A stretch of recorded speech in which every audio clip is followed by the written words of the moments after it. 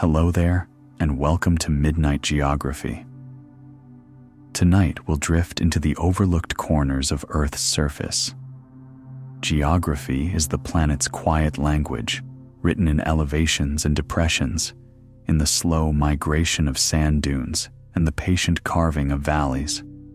It speaks through soil layers, through the imperceptible rise of mountains measured in millimeters per year. Every contour line represents centuries of barely noticeable change. If you enjoy these peaceful geographical explorations, consider liking and subscribing. It helps other curious minds find their way here too. But for now, let's begin. The town of Alert, Canada, sits at 82.5 degrees north latitude, making it the northernmost permanently inhabited place on Earth.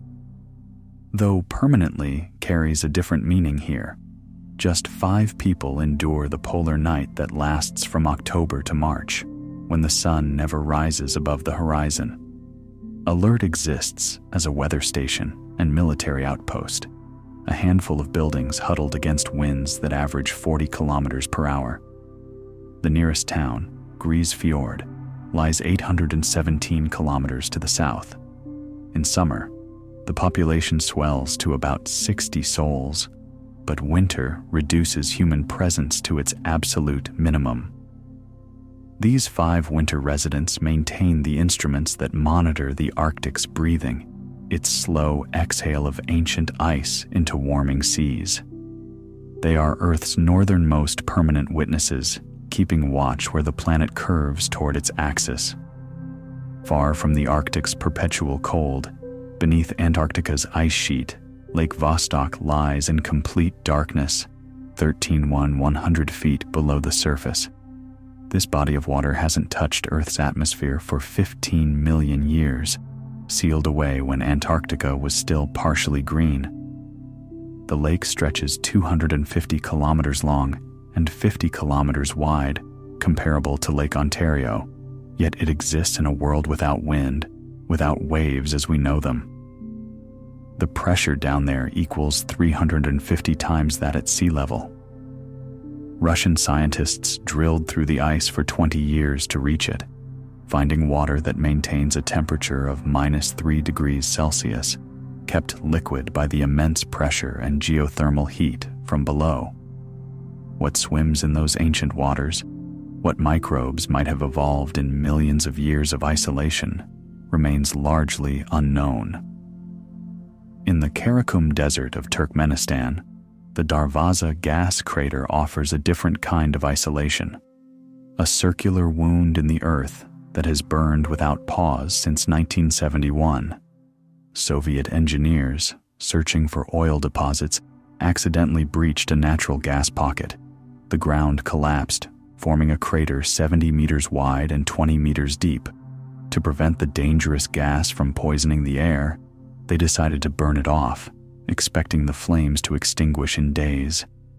Instead, the crater has burned for over 50 years, earning the name Door to Hell from locals who watch its glow paint the desert orange each night. The flames feed on natural gas seeping from the Earth's depths, creating a perpetual bonfire that never requires tending. Spiders sometimes fall into the crater, drawn by insects that are drawn by the light, creating a small ecosystem of death and renewal at the margins of the inferno. Finland's relationship with water defines its geography in the most precise way imaginable.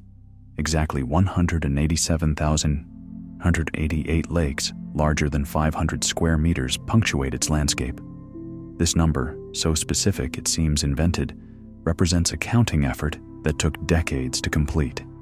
These lakes, formed by glacial scouring during the last ice age, create a landscape where land and water negotiate constantly for dominance.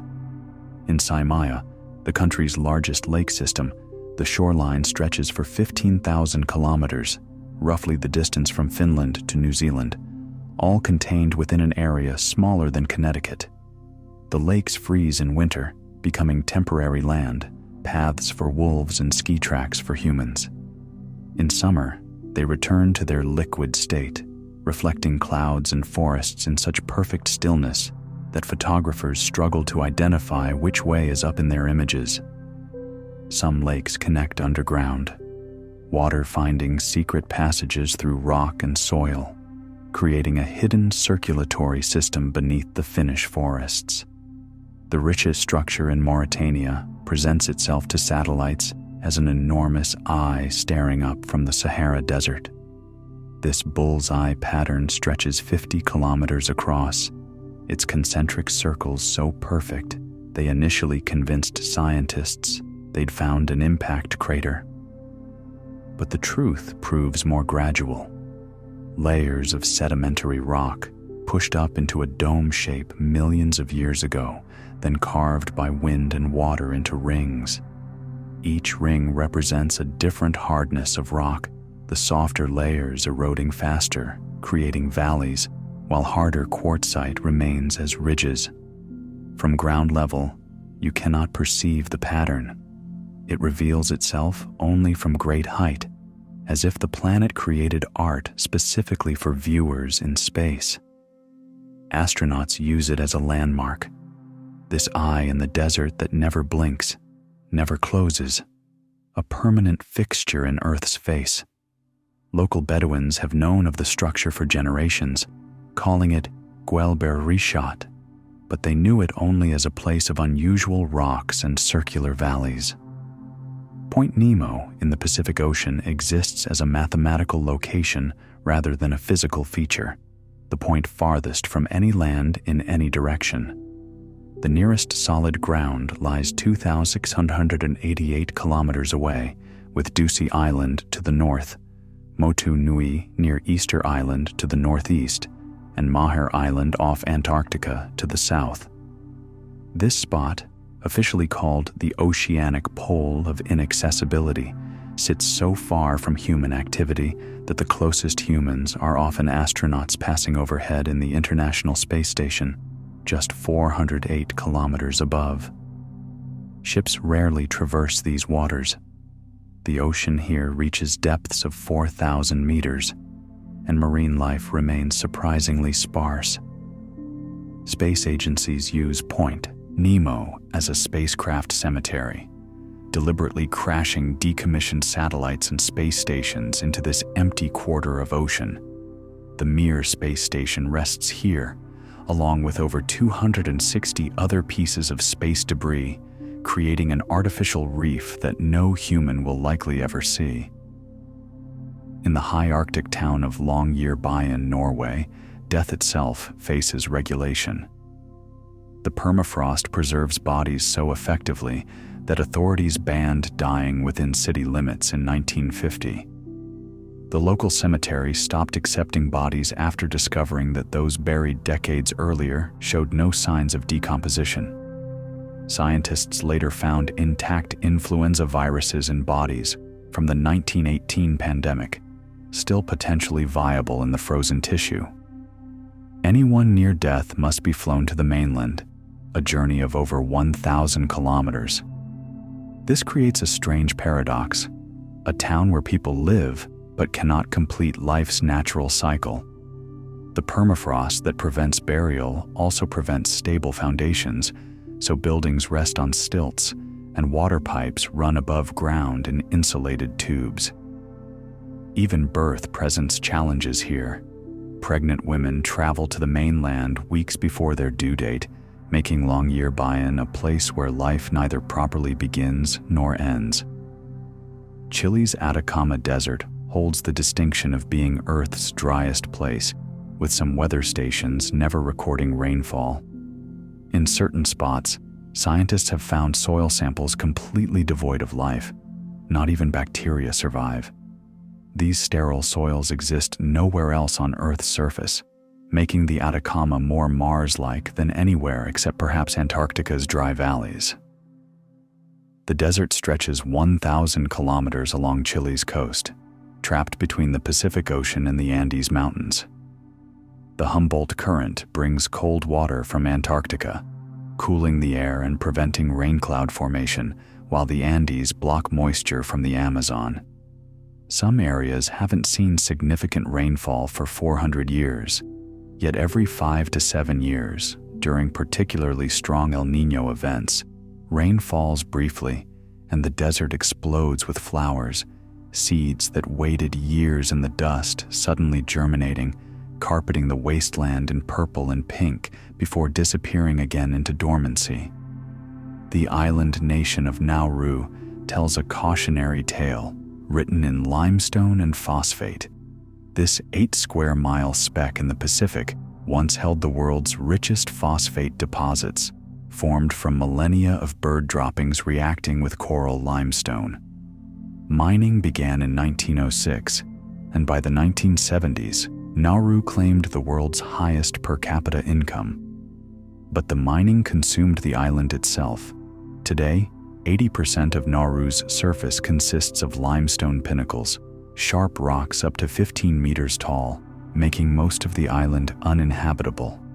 The phosphate funded a brief prosperity that included a national airline with just one plane and a musical produced in London. Now the phosphate is gone, the trust funds squandered, and the island depends on foreign aid.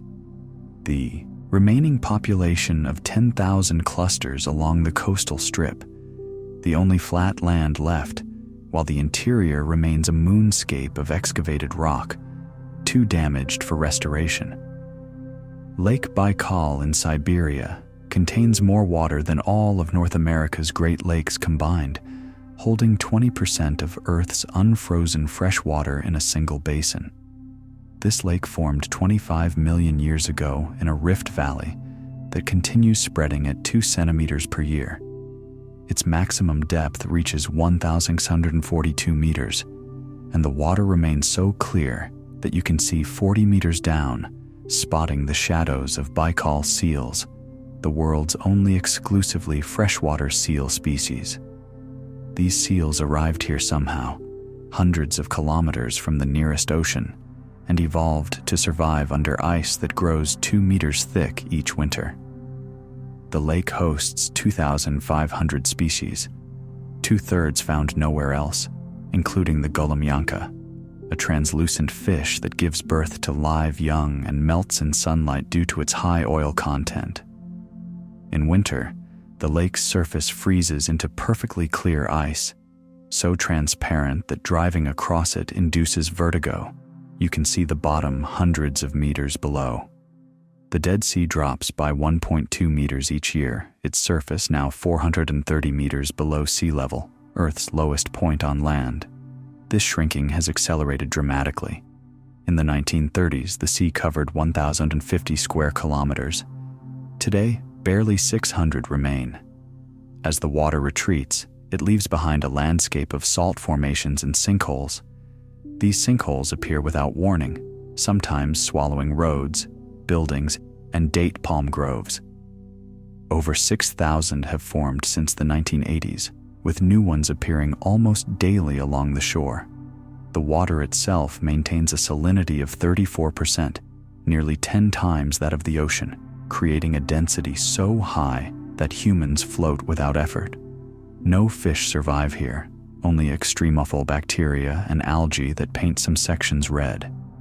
The minerals precipitating from the water create salt sculptures, white formations that look like frozen waterfalls or alien architecture rising from the brine. Vatican City encompasses just 0.17 square miles, making it smaller than most city parks, yet it functions as a fully sovereign nation. The entire country could fit inside most shopping malls with room to spare. Its population hovers around 800, giving it the peculiar distinction of having 2 popes per square kilometer. The Vatican issues its own euros, maintains its own postal system, reportedly more efficient than Italy's, and even operates a radio station that broadcasts in 47 languages. The country has its own railway, though the track measures only 700 meters and connects to Italy's rail system through a gate that usually stays locked. Every corner serves multiple purposes. The gardens that cover half the country also house the Pope's helicopter pad, while the Apostolic Palace contains both papal apartments and priceless art collections. Mount Thor on Baffin Island presents Earth's greatest purely vertical cliff face, a granite wall that drops 1,250 meters at an angle of 105 degrees, actually tilting outward. Located in Auyuituk National Park in Nunavut, this mountain challenges even the concept of climbing, as much of the ascent requires dangling in space, suspended from equipment drilled into overhanging rock. The cliff formed through glacial erosion during ice ages, when massive ice sheets ground away at the mountain's base more than its peak, creating the overhang. The first successful climb took 33 days in 1985, with climbers sleeping in hanging tents suspended thousands of feet above the ground. The name comes from Norse mythology, fitting for a peak that seems designed to humble human ambition. Clouds often obscure the summit, and when they clear, the revealed verticality seems impossible, as if gravity itself should pull the mountain down. The Danakil Depression in Ethiopia exists as one of Earth's most inhospitable places, where ground temperatures regularly reach 70 degrees Celsius, hot enough to cause severe burns through shoe soles. This geological depression sits at the junction of three tectonic plates pulling apart, creating a landscape of lava lakes, sulfur springs, and acid pools. The Erta Ale volcano maintains a permanent lava lake, one of only a handful worldwide, glowing in the darkness like a portal to Earth's molten heart. Salt miners work here despite the heat, cutting blocks from vast salt flats and loading them onto camel caravans, continuing a trade that dates back centuries. The air shimmers constantly with heat waves, distorting distances and shapes. Rain almost never falls, and when it does, it evaporates before reaching the ground. Yet the Afar people call this home, adapted over generations to temperatures that would hospitalize most humans within hours. Canada's Manicouagan crater forms an almost perfect ring visible from space, a 70-kilometer circle of water surrounding an inner island. An asteroid impact 214 million years ago created this structure, striking with such force that it melted rock into glass. Erosion and glaciation modified the crater over millions of years, and in 1970, humans completed the transformation by building a dam, flooding the ring depression to create a reservoir. The resulting Lake Manicouagan, shaped like an annular lake with its central island, provides such a distinctive landmark that astronauts use it for navigation. The impact that created this feature occurred during the late Triassic period, possibly contributing to a mass extinction event. Today, the reservoir generates hydroelectric power, turning an ancient catastrophe into modern utility. The central island, René Levasseur Island, rises higher than the crater rim, a rebound effect from the impact when the compressed rock sprang back up. The Sargasso Sea exists without shores, defined not by land but by ocean currents. Four major currents, the Gulf Stream, North Atlantic Current, Canary Current, and North Atlantic Equatorial Current, create a clockwise spinning gyre that traps water in the middle of the Atlantic. This trapped water, covering 2 million square miles, remains relatively still while the currents race around it. Sargassum seaweed accumulates here, forming floating mats that Christopher Columbus's crews feared would entangle their ships. These seaweed mats create a floating ecosystem supporting specialized species like the sargassum fish, which mimics the seaweed so perfectly it becomes invisible.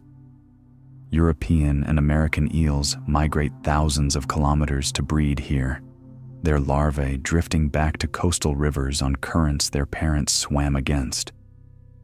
The water in the Sargasso Sea tends to be saltier and warmer than the surrounding ocean, creating a distinct marine environment in the middle of nowhere. Mount Chimborazo in Ecuador, holds a geometric distinction that defies intuition. Its summit sits farther from Earth's center than Mount Everest's peak. While Everest rises to 8,049 meters above sea level, Chimborazo reaches only 6,263 meters. But Chimborazo sits almost directly on the equator, where Earth's rotation creates a bulge.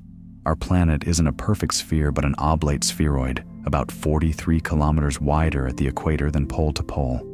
This bulge places Chimborazo's summit 6,284.4 kilometers from Earth's center, while Everest's peak reaches only 6,382.3 kilometers. By this measure, Chimborazo's summit represents the point on Earth's surface closest to the stars. The mountain also marks the farthest point from Earth's axis that you can stand without leaving the ground.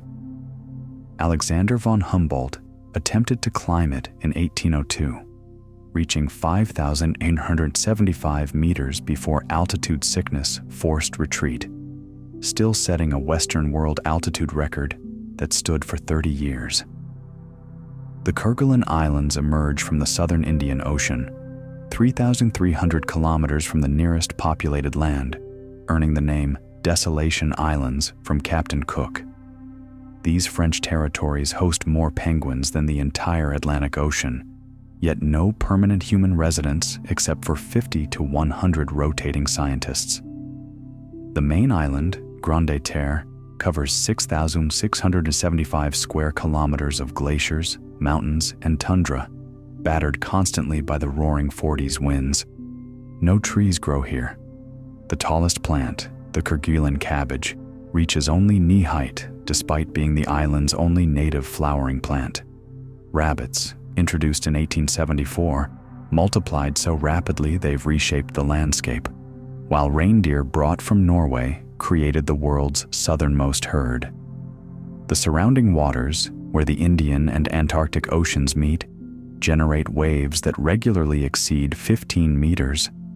Ships avoid these waters when possible, leaving the islands in isolation so complete that some maps omit them entirely. Lake Hillier on Middle Island, Australia, maintains its bubblegum pink color year-round, even when bottled. This 600-meter-long lake, separated from the Southern Ocean by a narrow strip of sand and eucalyptus trees, contains water 10 times saltier than the sea. The pink comes from Dunaliella salina algae and halobacteria, organisms that produce red pigments to protect themselves from intense solar radiation. Unlike other pink lakes that change color with seasons or viewing angles, Lake Hillier remains consistently pink, whether viewed from above, from the shore, or in a glass. Scientists discovered that the lake's particular combination of salt-loving organisms creates a stable ecosystem maintaining the color. You can swim in it safely. The high salinity makes you float like in the Dead Sea, though reaching the lake requires a helicopter or boat charter as the island remains uninhabited and protected as a nature reserve. Captain Matthew Flinders recorded the lake in 1802, but his journals focused on practical matters, barely mentioning the extraordinary color.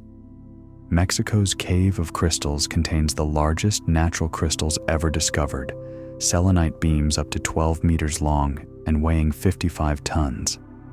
These crystals formed over 500,000 years in a chamber 300 meters below the surface, where mineral-rich water maintained a constant temperature of 58 degrees Celsius.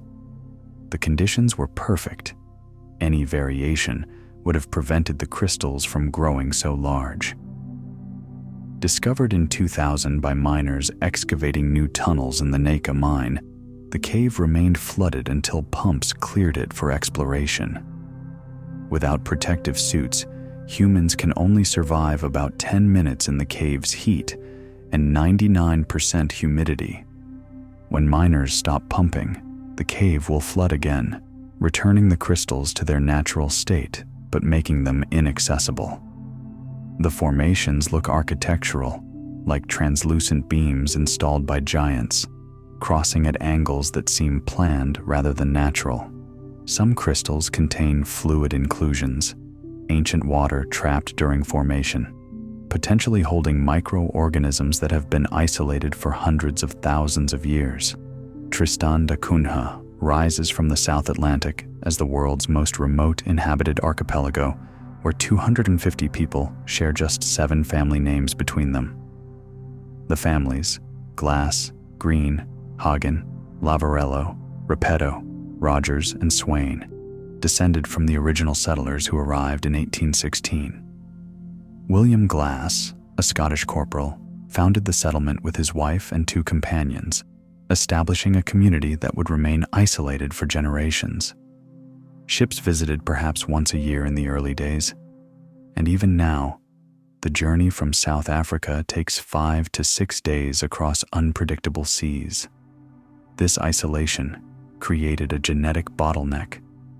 Half the population carries a gene for progressive blindness, traced to one original settler. The island has 1 doctor, 1 police officer, 1 shop, and decisions are made communally in the island council. Everyone knows everyone. Marriages often require importing spouses from abroad to avoid close relations, and the phone book, if it existed, would be remarkably brief. The nearest neighbors live on St. Helena, 2,430 kilometers north, itself hardly a metropolis. The Mariana Trench plunges into Pacific darkness deeper than Mount Everest rises into the sky. At its deepest point, called Challenger Deep, the ocean floor lies 10,194 meters below the surface. If Everest stood at the bottom, its peak would still be covered by 2 kilometers of water. The pressure here reaches 1,086 bars, equivalent to having 50 jumbo jets stacked on top of a person. Water itself behaves differently under such pressure, becoming 5% denser than at the surface. Yet life persists even here. Xenophyophores, giant single-celled organisms, grow to 10 centimeters across. Amphipods, translucent shrimp-like creatures, scavenge the perpetual night. The trench formed where the Pacific Plate dives beneath the Philippine Plate, a process so slow and steady it barely registers except over millions of years. Sound takes 14 seconds to travel from surface to bottom and back. Only 4 manned descents have reached Challenger Deep. Fewer people have been here than have walked on the moon. Bouvet Island emerges from the Southern Ocean as the most isolated piece of land on Earth, a frozen volcanic remnant 2,600 kilometers from the nearest human settlement. Norway claims this 49 square kilometer ice-covered rock, though no one lives there to enforce the claim. The island remains wrapped in glaciers, with ice cliffs rising directly from the sea on most sides. Landing proves nearly impossible. Storms rage 300 days per year, and when weather permits, massive swells still crash against the ice walls. A mystery surrounds the island. In 1964, a British expedition found an abandoned lifeboat on a rare ice-free beach with no identification, no signs of survivors, no explanation. No shipping routes pass near Bouvet, no recorded vessels reported missing in the area. The boat had simply appeared, like a message from nowhere. Satellite images sometimes show a peculiar phenomenon. A polynya, an area of open water surrounded by sea ice, forms regularly near the island, maintained by volcanic heat from below. Egypt's Qattara Depression sinks 133 meters below sea level, creating a vast bowl in the Sahara the size of Lake Ontario. This enormous low point formed through wind erosion and salt weathering over millions of years, carved from limestone and clay deposits. The depression floor consists of salt pans, sand dunes, and salt marshes fed by underground springs. During World War II, both Axis and Allied forces avoided this impassable terrain, creating a strategic anchor point in the Battle of El Alamein. Since the 1920s, engineers have proposed flooding the depression with Mediterranean water to generate hydroelectric power, a canal that would create an inland sea in the desert. The project never materialized. the ecological consequences remain unpredictable, and the cost proves astronomical. Gazelles and cheetahs once roamed here. Now only the hardiest desert species survive. Mirages form constantly in the superheated air, creating the illusion of vast lakes that perpetually recede, a cruel joke in this below sea level desert. Alaska's Valley of 10,000 Smokes bears witness to the 20th century's largest volcanic eruption, when Nova Rupta exploded in 1912. Over 60 hours, the volcano ejected 13 cubic kilometers of magma, burying 40 square miles of valley floor under ash up to 700 feet deep. The ash was still hot when it landed, welding together into a solid layer called ignimbrite. For years afterward, thousands of fumaroles steamed from the valley floor, creating the landscape that inspired its name. Robert Griggs, leading a National Geographic expedition in 1916, described steam jets rising hundreds of meters, the valley floor resembling the chimneys of Pittsburgh multiplied 1,000-fold. Today, most fumaroles have died, their steam long exhausted, but the valley remains a moonscape of consolidated ash. No vegetation grows on most of the valley floor. Rain carves deep gorges through the ash, creating badlands that expand with each storm. The eruption's ash circled the globe, lowering Earth's temperature by about 1 degree Celsius for more than a year. The Baltic Sea exists as an oceanic anomaly, containing just 0.31% salt compared to the ocean's 3.5% average. This brackish water results from massive freshwater input. Over 250 rivers drain into the Baltic, while its only connection to the North Sea squeezes through the narrow Danish Straits. The sea formed only 10,000 years ago as glaciers retreated, making it one of Earth's youngest seas. This low salinity creates a unique ecosystem where freshwater and marine species overlap. Pike and perch swim alongside herring and cod, though the cod struggle to reproduce in the insufficiently salty water. In the deepest basins, water stratifies so completely that the bottom layers haven't mixed with the surface for decades, creating dead zones devoid of oxygen. Ice covers much of the Baltic in winter, and in extremely cold years, you could theoretically walk from Sweden to Finland, though the ice shifts constantly, opening leads that could swallow the unwary. Socotra Island floats in the Arabian Sea like a fragment from an alien world, separated from Yemen for 6 million years. This isolation produced an evolutionary laboratory where 700 species exist nowhere else on Earth. Dragon's blood trees dominate the landscape, their umbrella-shaped canopies and blood-red resin looking more like giant parasols than plants. These trees, which can live over 500 years, bleed crimson sap when cut, a resin once more valuable than gold, used by Roman gladiators for healing and by Renaissance painters for varnish.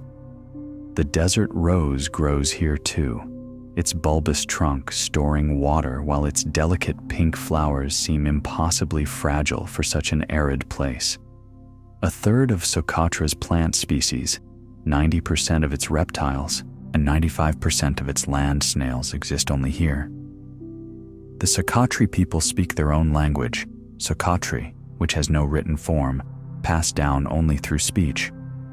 UNESCO calls Socotra the Galapagos of the Indian Ocean, though Socotra's isolation exceeds even that famous archipelago. The German town of Büsingen am Hochrhein exists as a geographical anomaly, completely surrounded by Switzerland yet remaining German territory.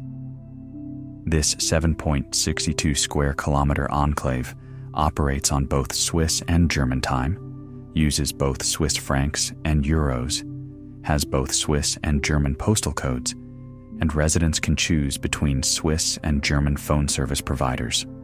The town ended up isolated through historical accident. In 1698, a legal dispute between the town and the Austrian authorities led to centuries of jurisdictional confusion that somehow resulted in this pocket of Germany inside Switzerland. Residents pay German income taxes but Swiss customs duties. Their children can attend Swiss or German schools, and emergency services come from Switzerland despite the German sovereignty. The 1,400 residents navigate this dual existence daily, buying groceries with francs while paying German television license fees, existing in a perpetual state of peaceful contradiction. Death Valley's racetrack playa presents one of Earth's most mysterious phenomena: rocks that move by themselves across the desert floor, leaving trails up to 450 meters long. These sailing stones, some weighing over 300 kilograms, remained unexplained until 2014, when scientists finally observed them in motion. The secret requires a precise combination of conditions. Rain fills the usually dry lakebed with a few inches of water. Cold nights freeze this into thin sheets of ice. Then wind pushes these ice rafts, carrying embedded rocks across the slippery mud below. The trails record their journeys: straight lines, curves, even reversals where winds shifted. Some rocks have traveled together, their parallel trails suggesting they shared the same ice raft. Others have sat motionless for decades, waiting for the perfect conditions. The playa itself sits at 1,130 meters elevation, surrounded by mountains that funnel winds across its perfectly flat surface. Summer temperatures here can exceed 50 degrees Celsius, yet the rocks move only in winter, during the brief windows when water, ice, and wind align. The Aral Sea's disappearance ranks among Earth's greatest environmental catastrophes, shrinking by 90% since 1960. Once the world's fourth largest lake, it has split into 4 separate bodies of water surrounded by 40,000 square kilometers of new desert. Soviet irrigation projects diverted the Amu Darya and Sir Darya rivers to grow cotton in the desert, stealing the sea's lifeblood. Fishing boats now sit rusting in sand hundreds of kilometers from water. Ghost fleets in former ports like Moynak, where the sea retreated so fast that captains couldn't sail their vessels to safety. The exposed seabed, contaminated with pesticides and salt, creates toxic dust storms that spread respiratory diseases across Central Asia. Summers have become hotter, winters colder, as the sea's moderating influence vanished. The eastern basin dried completely in 2014, the first time in 600 years. Kazakhstan built a dam to save the northern portion, which has partially recovered, but the larger southern sections continue shrinking. From space, the transformation looks like watching a blue eye slowly close. Mount Roraima rises from the Venezuela-Brazil-Guyana border like a fortress designed by geology, its summit a plateau receiving 200 inches of rain annually, yet supporting almost no soil. This Tepui, or Table Mountain, inspired Arthur Conan Doyle's The Lost World, and standing on its summit explains why. The plateau, roughly 31 square kilometers, exists as an island ecosystem isolated for millions of years. Rain falls almost daily, but the quartzite surface sheds water immediately, creating hundreds of waterfalls, including Angel Falls, which plunges 979 meters from a similar nearby Tepui. The constant rain has carved strange formations, stone forests, crystal valleys, and circular pools called jacuzzis, where endemic frogs live their entire lives.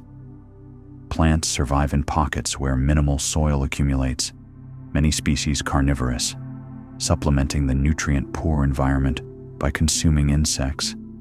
Clouds perpetually shroud the mountain. Climbers report spending weeks on the summit without seeing beyond the plateau edge. The indigenous Pemon people consider it sacred, the stump of a mighty tree that once held all the fruits and vegetables of the world.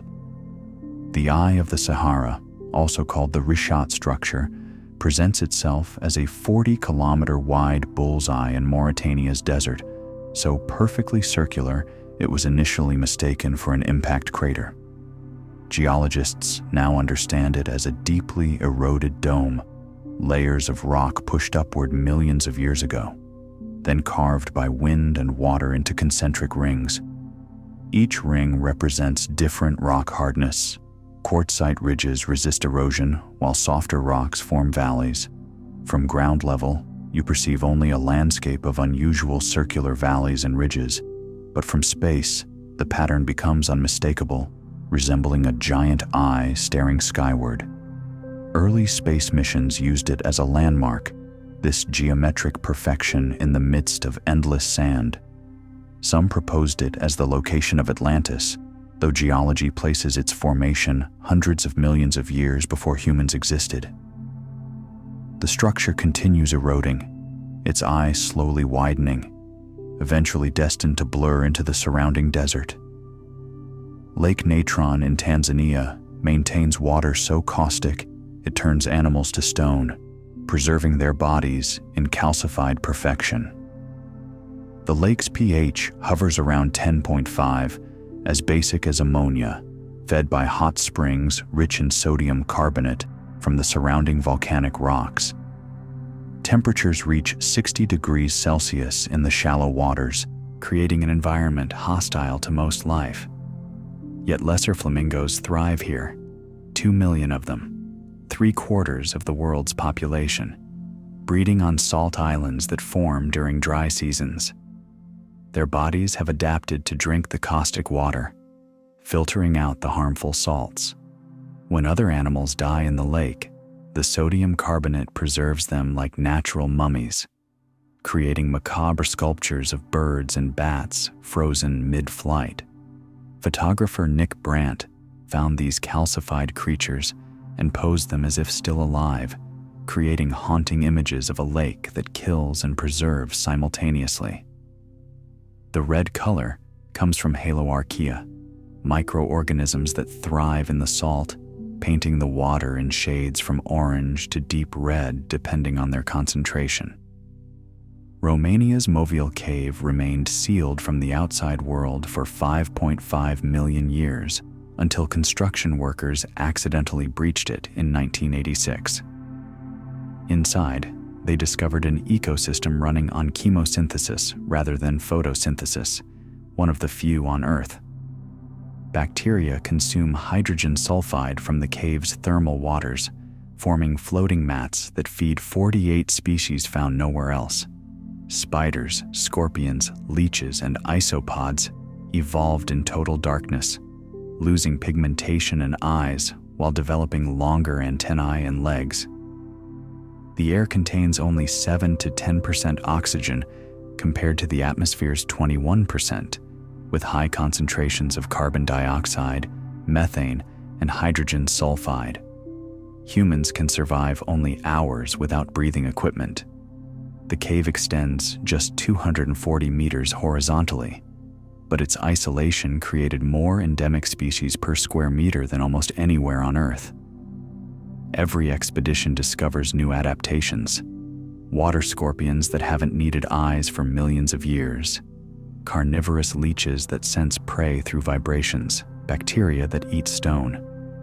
Devon Island in the Canadian Arctic sprawls across 55,247 square kilometers without a single permanent human resident, making it Earth's largest uninhabited island.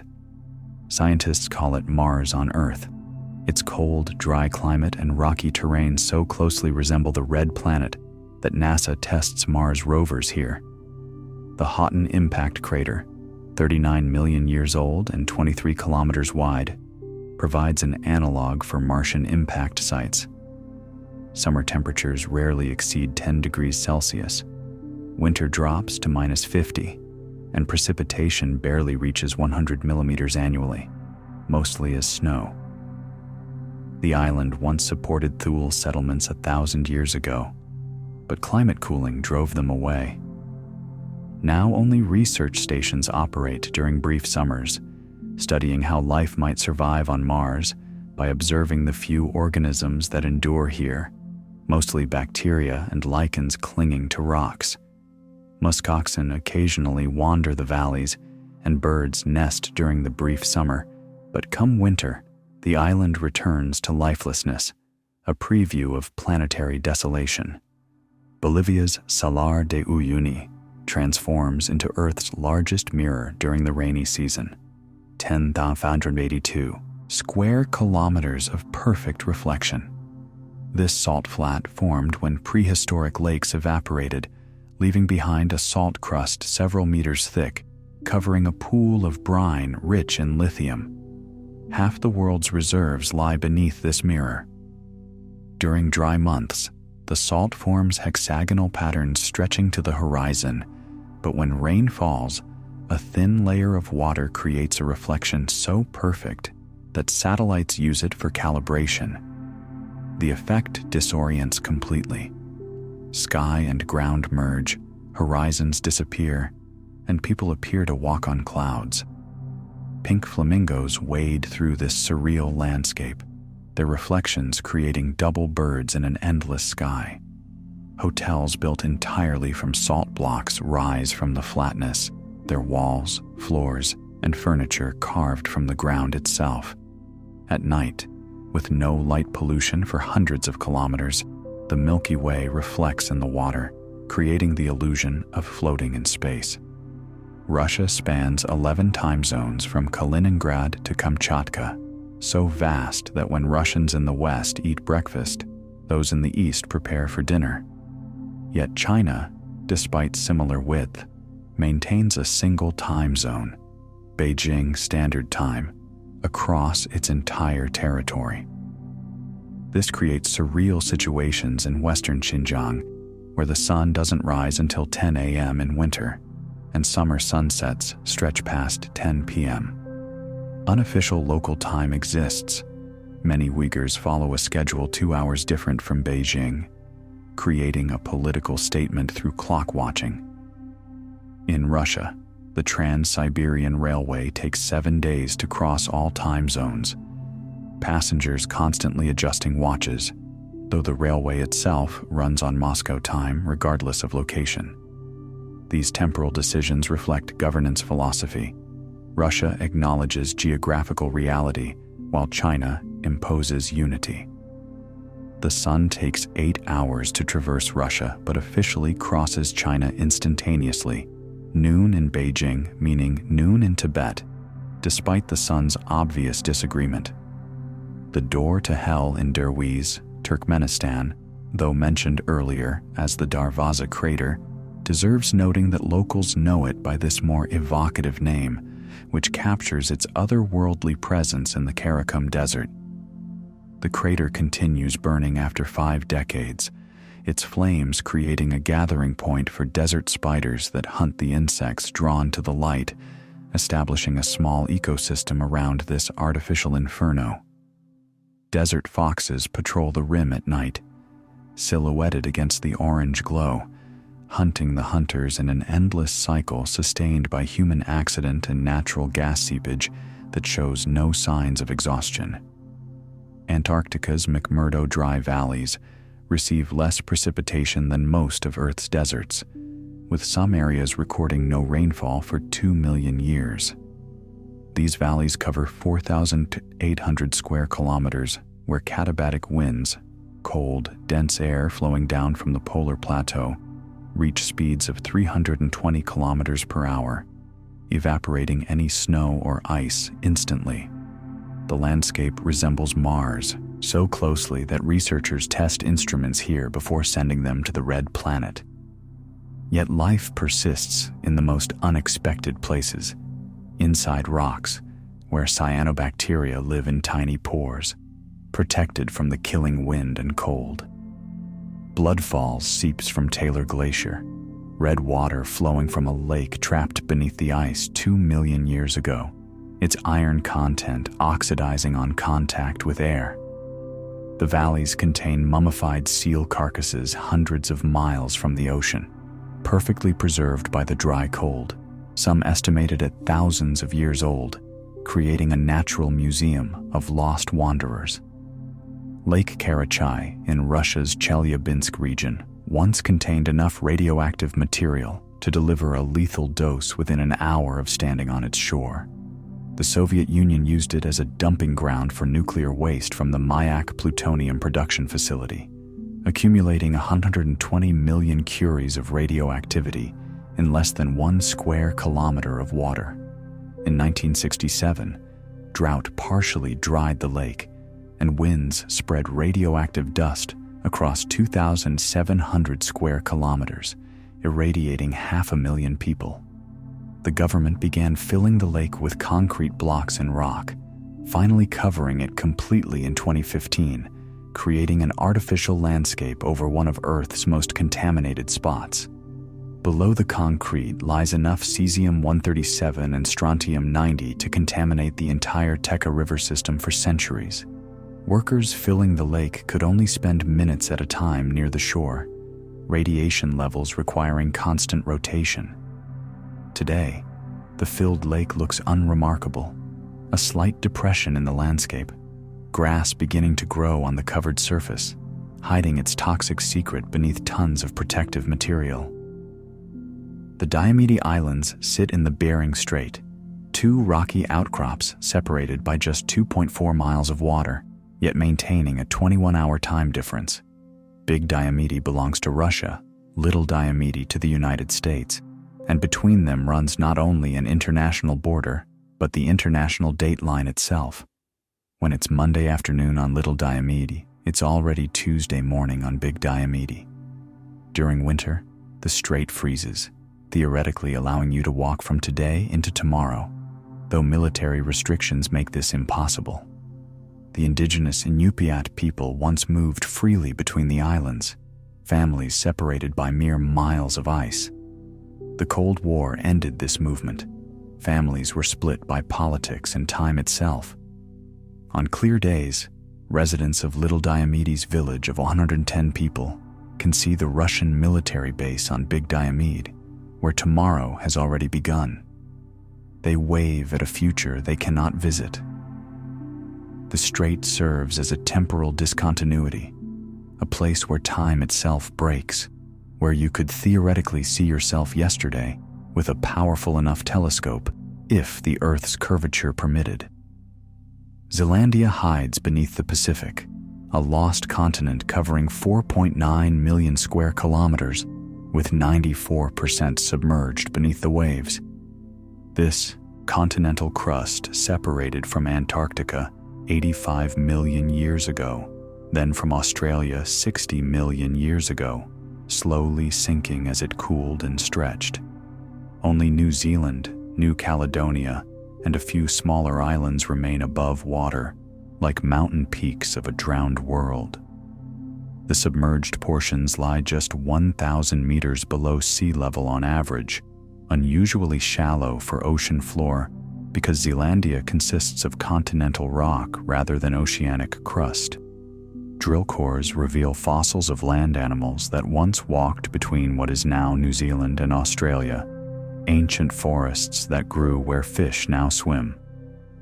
Had Zealandia remained above water, it would be Earth's smallest continent, about half Australia's size. Instead, it exists as a ghost continent, its highlands forming islands, its vast plains hidden beneath the South Pacific. Geologists only recognized it as a continent in 2017, though the Maori always knew these islands were connected, calling New Zealand Te Ika a Maui, the fish of Maui pulled from the sea. The Great Blue Hole off Belize drops 124 meters straight down through coral reef into darkness, a perfect circle 318 meters across. This marine sinkhole formed during ice ages when sea levels dropped and limestone caves, air-filled and dry, eventually collapsed. As oceans rose, seawater flooded the hole, preserving it as a window into geological time.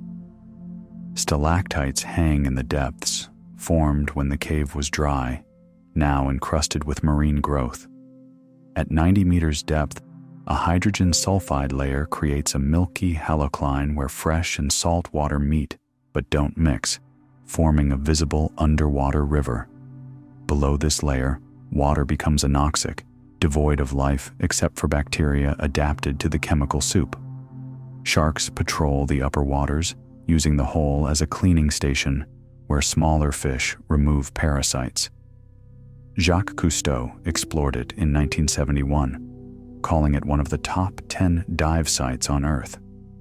From above, the hole appears as Earth's eye, a pupil of deep blue surrounded by the lighter iris of shallow reef, gazing eternally upward through crystal Caribbean water. Madagascar separated from Africa 165 million years ago, then from India 88 million years ago, drifting into isolation that created one of Earth's most unique ecosystems. This island, the fourth largest on Earth, hosts 90% endemic species, life forms that evolved nowhere else. Lemurs radiated into over 100 species, filling every ecological niche that monkeys occupy elsewhere, from tiny mouse lemurs weighing 30 grams to the now extinct giant lemurs the size of gorillas. The fossa, Madagascar's largest predator, resembles a small cougar but relates more closely to mongooses. Baobab trees, looking like they grow upside down with roots reaching skyward, line the western coast, some over 800 years old. 6 of the world's 8 baobab species exist only here. The island moves eastward at 7 centimeters per year, roughly the speed fingernails grow, continuing its ancient journey away from Africa. Chameleons reached their greatest diversity here. Half the world's species live on this single island. Even Madagascar's human settlement came late, only 2,000 years ago, making humans among the island's newest species. Austria's ice Riesenwelt extends 42 kilometers into the mountain, creating the world's largest ice cave system. The limestone passages formed over millions of years, but the ice is relatively young, accumulating over the past 1,000 years as winter air freezes water seeping through the rock. Cold air, being denser, sinks into the cave during winter, but cannot escape, creating a natural refrigerator that maintains ice year-round, even when summer temperatures outside reach 30 degrees Celsius. The ice formations grow and shrink seasonally, breathing with the mountain's rhythm. Some ice formations tower 20 meters high, frozen waterfalls caught mid-flow, their surfaces sculpted by the constant breeze that flows through the passages. During World War I, Austrian soldiers trained in these caves, preparing for mountain warfare in perpetual winter. The ice preserves everything: pollen from ancient forests, insects from centuries past, even the breath of early explorers frozen into the growing formations. Only the first kilometer opens to tourists. Beyond lies a frozen labyrinth where temperature never rises above freezing, where ice older than many nations waits in permanent darkness. Ball's Pyramid thrusts from the Tasman Sea like a granite fang, the world's tallest volcanic stack rising 562 meters from the waves. This remnant of an ancient shield volcano eroded to its core stands 23 kilometers southeast of Lord Howe Island, so sharp and narrow that its summit is barely 7 meters across. Climbing it requires technical expertise. The first successful ascent in 1965 found no flat place large enough to pitch a tent.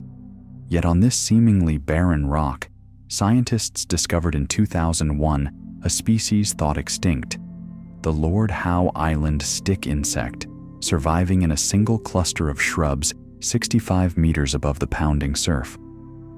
Only 24 individuals existed, living beneath a single melaleuca bush, the entire species confined to an area smaller than a suburban lawn. The insects, nicknamed tree lobsters for their size, had survived here for 80 years after rats eliminated them from Lord Howe Island. Biologists removed 4 individuals to start captive breeding programs, gambling the species' entire future on their survival. The pyramid continues eroding, each storm carving away more rock, slowly returning this geological exclamation point to the sea. Bir Tawil sits between Egypt and Sudan as the only habitable land on Earth claimed by no nation, 2,060 square kilometers of desert that nobody wants. This territorial oddity exists because two different border agreements create conflicting claims. The 1899 border places Bir Tawil in Sudan, but gives the more valuable Halab Triangle to Sudan as well. The 1902 administrative border gives Bir Tawil to Egypt, but awards Halab to Egypt too. Each country claims the border that gives them Halab, leaving Bir Tawil in legal limbo. Terra nullius, no one's land. The area supports only a few nomadic Ababda herders who move through without regard for its unique status. Various individuals have traveled here to claim it as a new nation, planting flags in the sand, but without recognition from any government, these claims evaporate like morning dew. The land itself offers little. Scattered acacia trees, a few wells, temperatures exceeding 45 degrees Celsius in summer. It remains Earth's last unclaimed territory outside Antarctica, a cartographic paradox where sovereignty went to die. Lake Vanda in Antarctica's Right Valley maintains a bottom temperature of 25 degrees Celsius while covered by 4 meters of permanent ice. This impossible temperature gradient exists because the lake is miromictic. Its layers never mix. Salt concentrated at the bottom makes the deep water too dense to rise, trapping solar heat absorbed through the clear ice. The lake has no outlet. Water enters from the Onyx River, Antarctica's longest river at 32 kilometers, which flows only during summer melt. The trapped bottom water hasn't circulated for thousands of years, creating distinct chemical zones. The ice lid is so clear you can read through it, yet thick enough to drive vehicles across. Scientists drill through to sample water that last saw atmosphere when pyramids were being built. No fish live here.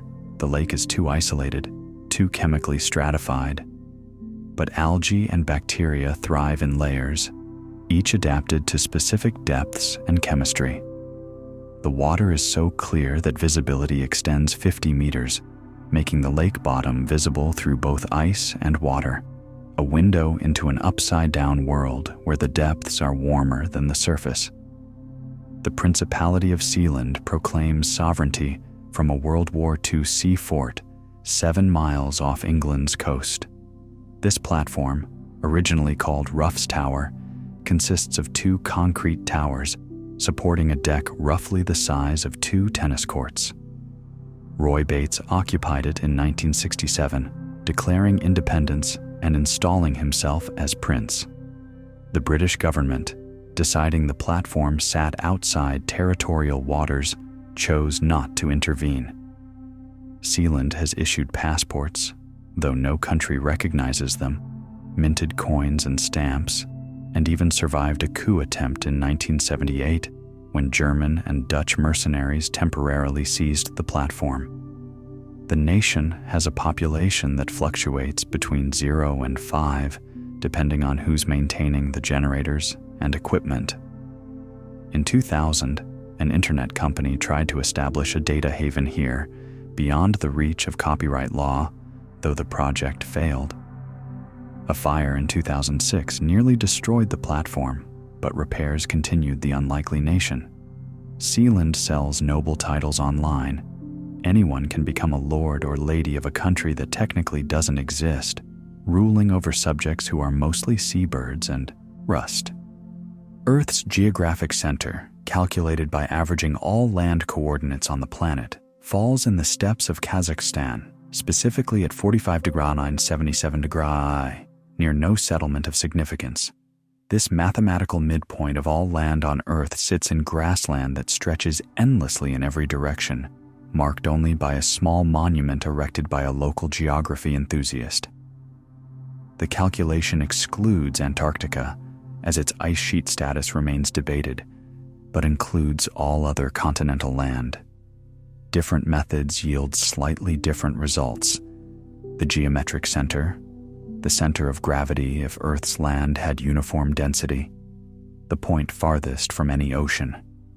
Each falls within a few hundred kilometers in Central Asia's vastness.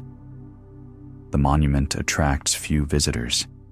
Reaching it requires driving hours through steppe-on roads that barely deserve the name. Standing there offers no particular sensation of centrality. The horizon looks identical in every direction, grass and sky meeting in an endless circle. Yet this unremarkable spot represents the average of every beach, mountain, city, and forest on Earth. The mathematical balance point of human civilization, marked by nothing more than a small pyramid in an ocean of grass.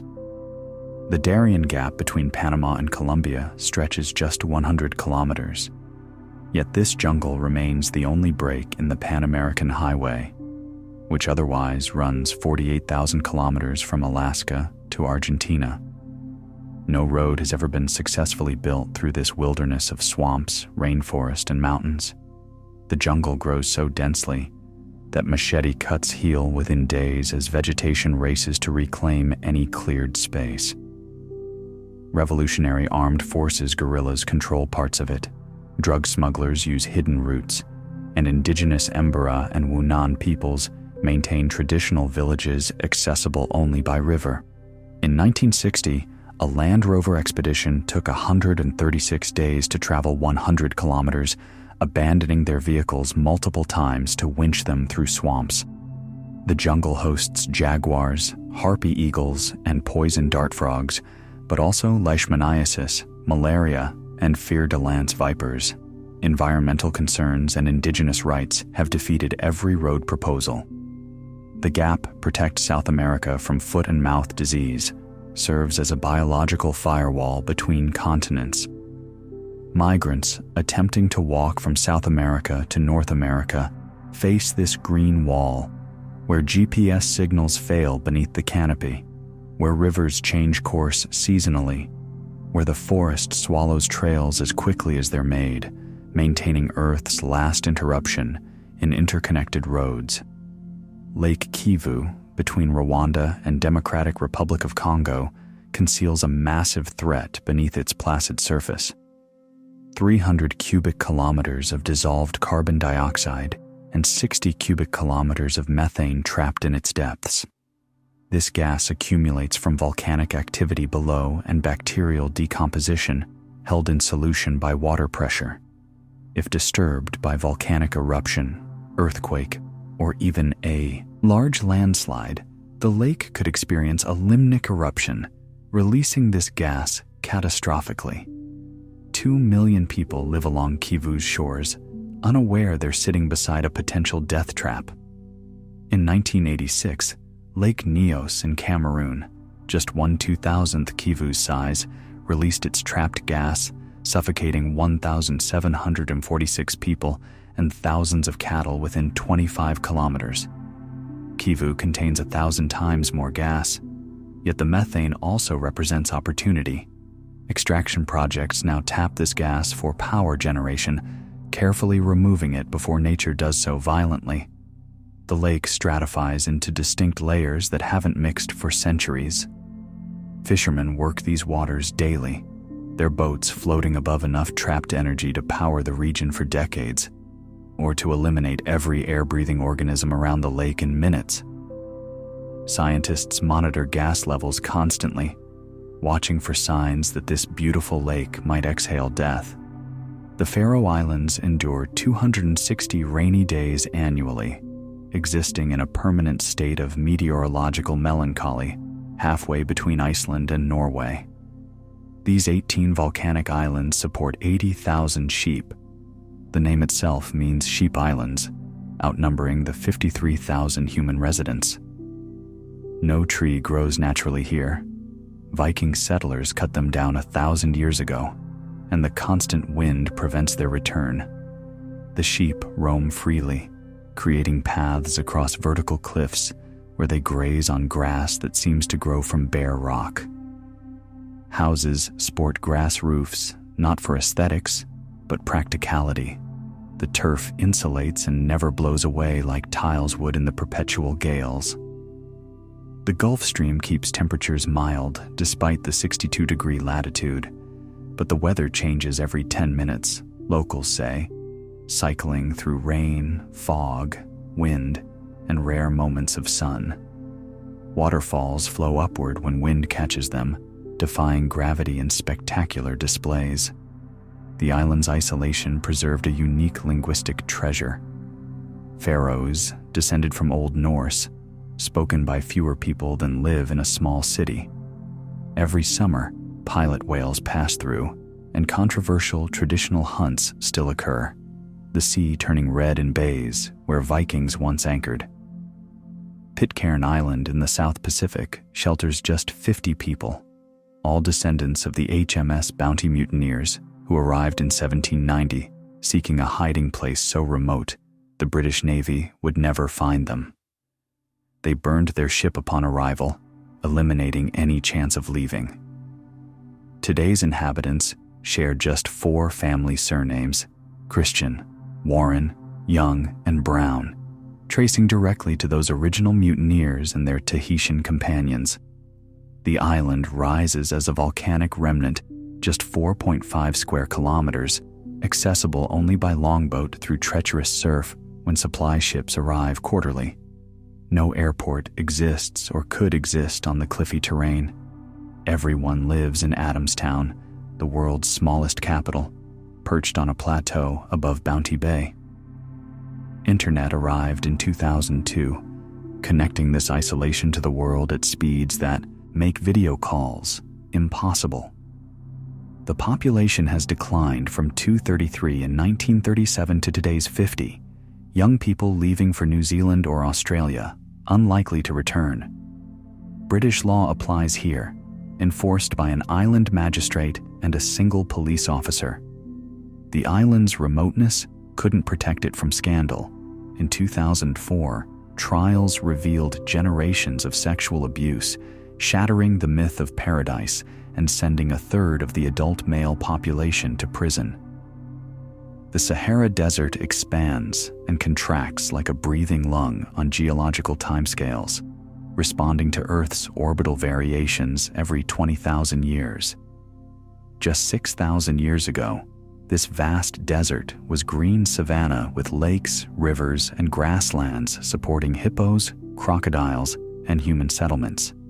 Cave paintings in the Tassili Najjar Mountains depict swimmers, hunters pursuing antelope, and cattle herders, scenes impossible in today's hyper-arid landscape. The transformation happens through shifts in monsoon patterns caused by orbital precession. When Earth's axis tilts differently, enhanced summer heating pulls moisture deep into what's now desert. Lakes filled basins now buried under sand dunes. Lake Mega Chad covered 400,000 square kilometers, larger than the Caspian Sea today. The desert will green again in about 15,000 years, a blink in geological time, but far beyond human planning horizons. Currently, the Sahara spans 9 million square kilometers, roughly the size of the United States, and grows by 48 kilometers annually along its southern edge. Dust from the Sahara fertilizes the Amazon rainforest, iron-rich particles traveling 5,000 kilometers on trade winds. What seems permanent, this massive desert, is merely one phase in Earth's climate rhythm, a temporary arrangement of sand and rock. Lake Maracaibo in Venezuela experiences more lightning than anywhere else on Earth, with storms occurring 297 nights per year at the Catatumbo River mouth. This phenomenon, known as Catatumbo lightning, produces up to 280 strikes per hour, visible from 400 kilometers away. Spanish sailors once used it for navigation, calling it the Lighthouse of Maracaibo. The lightning results from unique geography. Warm, moist air from the Caribbean meets cool air descending from the Andes, while methane from oil fields and decaying organic matter in marshes may enhance conductivity. The storms begin after sunset, climaxing around 2 a.m. creating a natural light show that has continued for thousands of years. Indigenous mythology describes it as fireflies gathering to honor the creation gods. During the phenomenon's peak, lightning strikes every 2 seconds, turning night into flickering day. In 2010, the lightning stopped for 6 weeks during a drought, causing concern it might disappear forever, but it returned with the rains. The lake itself, connected to the ocean through a narrow strait, is more a brackish bay, its waters contaminated by oil extraction that began in 1914, creating an ironic marriage of natural electrical phenomena above and industrial extraction below. The Korean Demilitarized Zone, a 4-kilometer-wide buffer between North and South Korea, has accidentally become one of Asia's most important nature preserves. Abandoned by humans since 1953, these 250 kilometers of fortified border transformed into an involuntary park where endangered species thrive. Siberian tigers occasionally wander through, Asiatic black bears den in abandoned bunkers, and red-crowned cranes, sacred in Asian culture, nest in the wetlands. The zone hosts 106 endangered or protected species, flourishing between millions of landmines. Amur leopards, perhaps fewer than 100 left worldwide, hunt Korean water deer through grasslands that soldiers cannot enter. The DMZ proves nature's resilience. Within decades of human absence, biodiversity exploded in what was once a battlefield. Rice paddies became marshlands, military roads became wildlife corridors, tank traps became shelter for mammals. Both Koreas maintain observation posts, watching each other through binoculars, inadvertently also protecting this thin strip of wilderness. If reunification ever comes, conservationists worry this accidental Eden will disappear under development. For now, the world's most heavily armed border remains paradoxically one of its most peaceful places for wildlife, where the threat of war created an unintended sanctuary. Hashima Island off Nagasaki, Japan, resembles a concrete battleship floating in the East China Sea, earning the nickname Gunkanjima.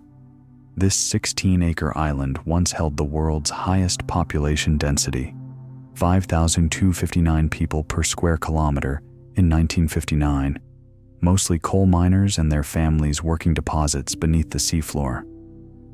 Mitsubishi developed the island from 1887, building Japan's first concrete apartment buildings in 1916, creating a vertical city surrounded by seawalls.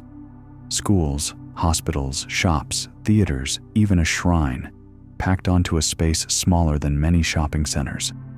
Children grew up never seeing cars or trees. When petroleum replaced coal, Mitsubishi closed the mine in 1974, evacuating the island in 3 months. Everyone left everything. Apartments remain furnished, classrooms still have lessons on blackboards, surgical equipment rusts in the hospital. Typhoons and salt spray now destroy what humans built. Concrete cancer eating the buildings from within. UNESCO designated it a World Heritage Site in 2015, though only a small section opens to tourists. From a distance, the silhouette still resembles a warship, but closer inspection reveals broken windows, collapsed roofs, and vegetation finally reclaiming this industrial experiment in maximum density living. The Congo River crosses the equator twice, the only major river performing this double transition, flowing in a vast arc through Central Africa. Its depths reach 220 meters at the Malebo Pool, making it Earth's deepest river, carving canyons underwater that exceed many terrestrial gorges. This depth creates isolated pockets where evolution runs independently. Blind cichlids in the lower rapids evolved separately in pools just meters apart, separated by currents so violent no fish can cross. The river discharges 41,000 cubic meters per second into the Atlantic, second only to the Amazon, its plume of sediment visible from space extending hundreds of kilometers into the ocean. Stanley Falls actually consists of 7 cataracts over 100 kilometers, not a single waterfall, while the Inga Falls represent the world's largest rapids by volume.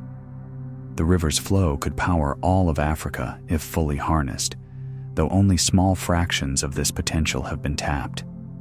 In the depths lurk Goliath tigerfish with teeth like knives, and tales persist of Mokele Mbembe, cryptids that locals describe as surviving dinosaurs, though science finds no evidence beyond folklore and misidentified known animals.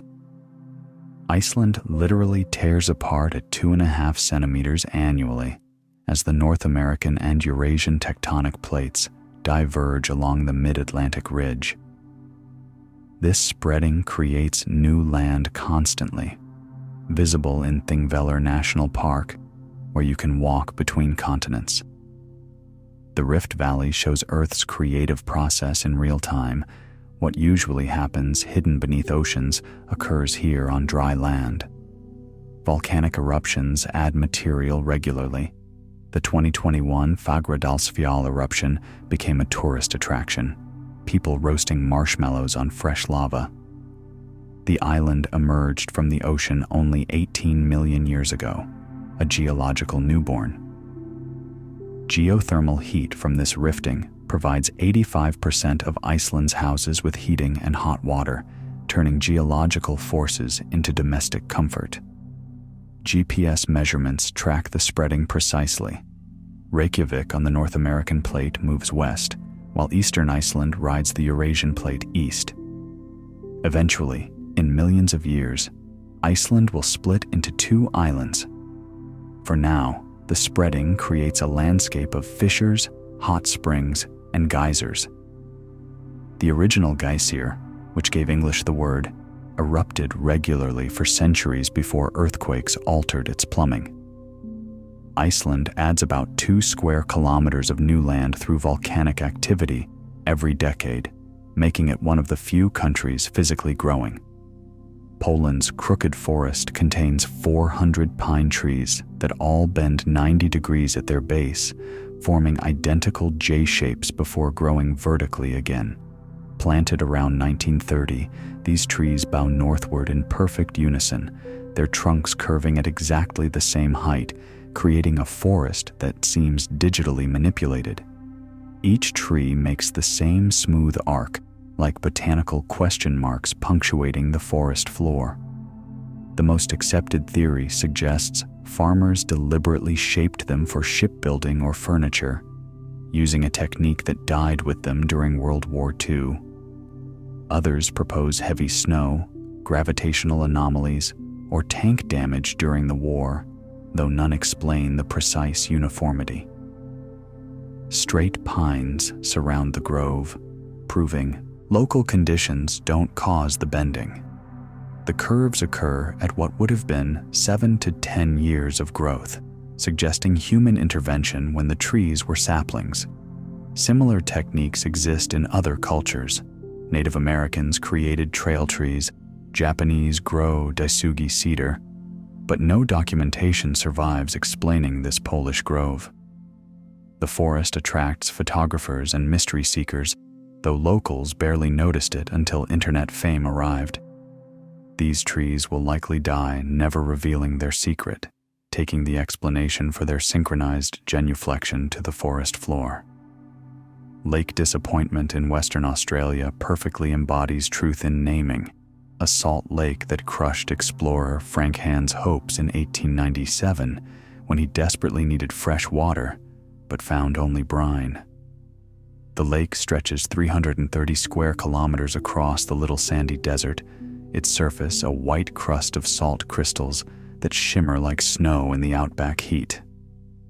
After rare rains, it briefly fills with a few centimeters of water, attracting brine shrimp and confused water birds before evaporating back to salt pan. Aboriginal Australians knew it as Kumpupintil, having no illusions about its nature. The lake formed in an endorheic basin where water arrives but cannot leave except through evaporation, concentrating minerals over millennia. Mining companies now extract potassium sulfate from the brine, finding value where Han found only frustration. The name spawned a tradition. Australia also has Mount Disappointment, Cape Disappointment, and Disappointment Creek, a geography of dashed hopes. Temperatures here reach 50 degrees Celsius in summer, the salt crystals expanding and contracting, creating sounds like breaking glass. NASA uses similar salt lakes to test Mars rovers, these environments being Earth's closest analog to Martian playas. The hum affects 2% of the population in Taos, New Mexico, and dozens of other locations worldwide, a persistent low-frequency droning that drives some hearers to desperation. Described as a distant diesel engine that never arrives, this sound typically measures between 30 and 80 hertz at the lower edge of human hearing. Not everyone hears it, even standing side by side, suggesting individual physiology plays a role. Theories range from industrial equipment and power lines to ocean waves colliding with continental shelves, but no single source explains all occurrences. Some sufferers report the sound intensifying indoors and at night when ambient noise decreases. In Taos, congressional investigations found nothing definitive. Windsor, Ontario's hum was traced to a steel plant on Zug Island, but most remain unexplained. The phenomenon might represent multiple unrelated sounds grouped under one name, or could be autoacoustic emissions, sounds generated by the ear itself. Some hearers develop coping strategies, using white noise or meditation, while others relocate seeking silence. The Bristol hum in England dates to the 1970s. The Auckland hum bothers New Zealanders.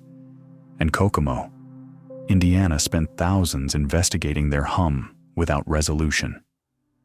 These sounds exist at perception's edge, maddening in their persistence and mystery. Fraser Island, or Kagari, as the Butchula people call it, stretches 123 kilometers along Australia's Queensland coast. The world's largest sand island, supporting a full rainforest ecosystem. Trees grow directly in sand, their roots creating their own soil through centuries of decomposition. Rainfall doesn't run off, but percolates through sand into vast underground watersheds, creating perched lakes sitting on impermeable layers of organic matter high above sea level. Lake Mackenzie's water is so pure it supports almost no life, its pH similar to distilled water. The island formed over 750,000 years as ocean currents deposited sand against volcanic rocks, building dunes that now rise 240 meters high. Satinate trees, found almost nowhere else, grow arrow straight from sand, their wood so saturated with oils that it resists water damage, once prized for dock construction. Dingoes here remain Australia's purest strain, isolated from domestic dog hybridization. The island moves slowly north with longshore drift, sand eroding from the south and accreting to the north, a massive slow-motion migration. Fresh water seeps from sandbanks, creating champagne pools where fresh water bubbles through sand into tea-colored lakes, the tannins from vegetation creating natural spas.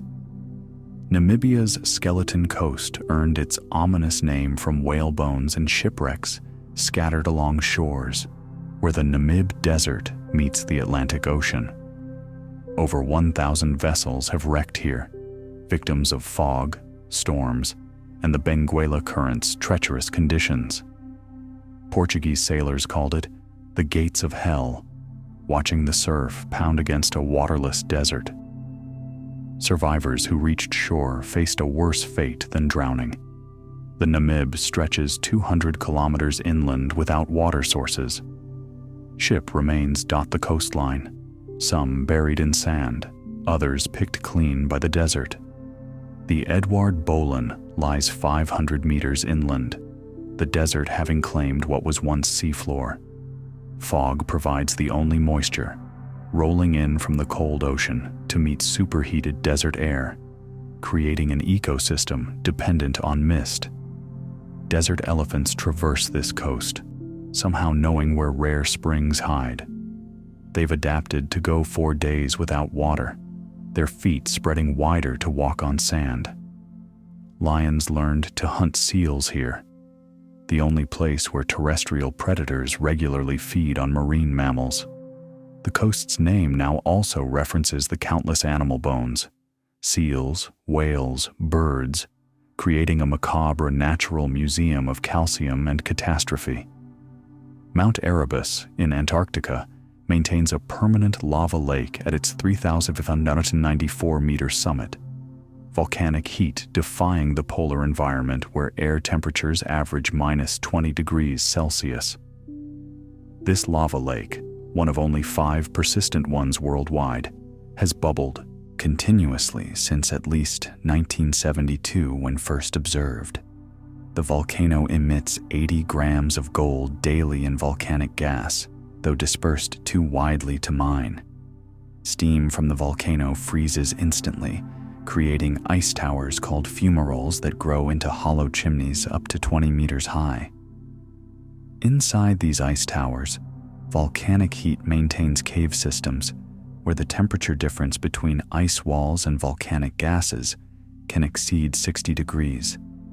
The volcano overlooks the Ross Ice Shelf, fire-watching ice in Earth's most surreal juxtaposition. In 1979, Air New Zealand Flight 901 crashed into Erebus's slopes, killing 257 people in Antarctica's worst disaster. The mountain was named after HMS Erebus, a ship that explored Antarctica before vanishing in the Arctic, seeking the Northwest Passage. The lava lake acts as a window into Earth's interior, scientists studying its patterns to understand deeper magma movements. At night, its glow reflects off ice crystals in the air, creating light pillars reaching toward the stars. The Maldives exists as Earth's flattest country, its highest natural point just 2.4 meters above sea level on Willingilly Island. This nation of 1,192 coral islands spreads across 90,000 square kilometers of ocean, though the land totals only 298 square kilometers. No point in the country rises higher than a single-story building, making it uniquely vulnerable to rising seas. The government held an underwater cabinet meeting in 2009 to highlight climate change threats, ministers in scuba gear signing documents 6 meters below the surface. Some predictions give the Maldives less than 80 years before submersion. The nation is already planning for extinction, investigating purchasing land in Australia or India for evacuation.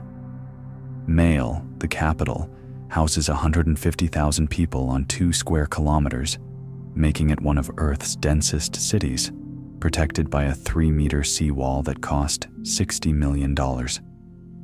The islands formed on underwater volcanic peaks, coral atolls growing as volcanoes subsided, creating one of geology's most delicate inhabited landforms.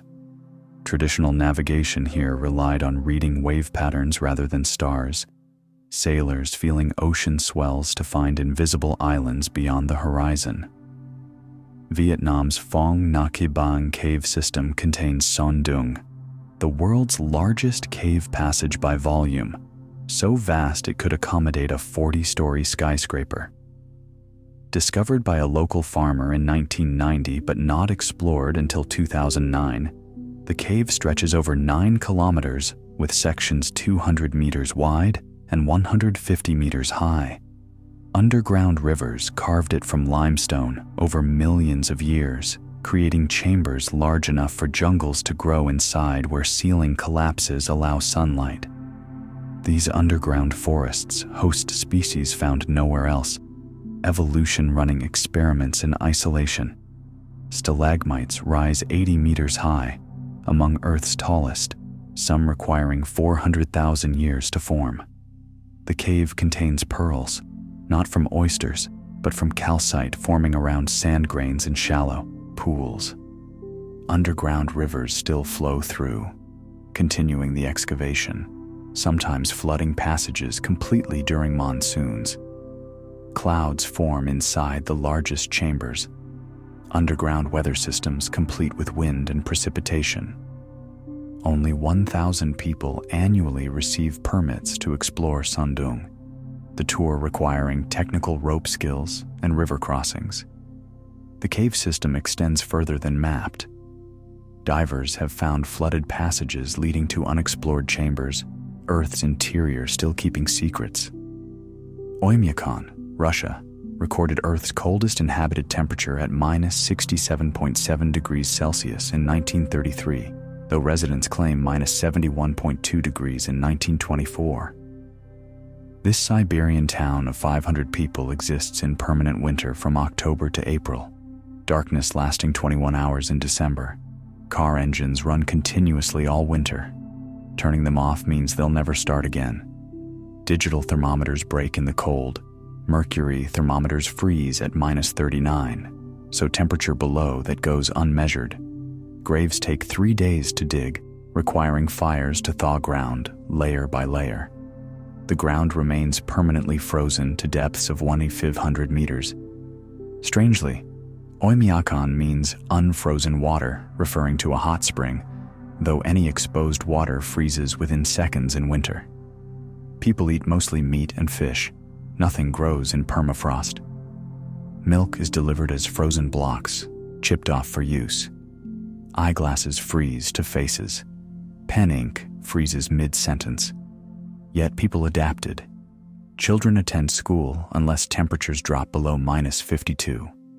Summer briefly brings temperatures up to 30 degrees, a 100-degree annual variation among Earth's most extreme. The town exists because Stalin's road builders needed a permanent settlement here, political decisions creating human habitation where nature never intended.